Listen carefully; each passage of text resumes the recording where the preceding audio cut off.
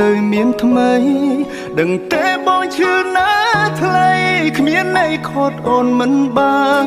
បើដឹងថាមានថ្ងៃនេះ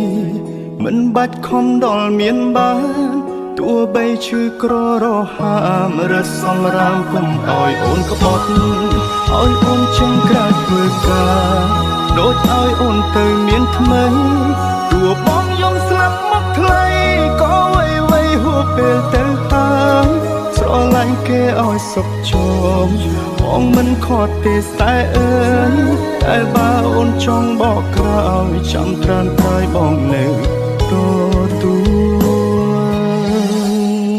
តែបើអូនចង់បកក្រោយចាំត្រានត្រើយបងនៅទូ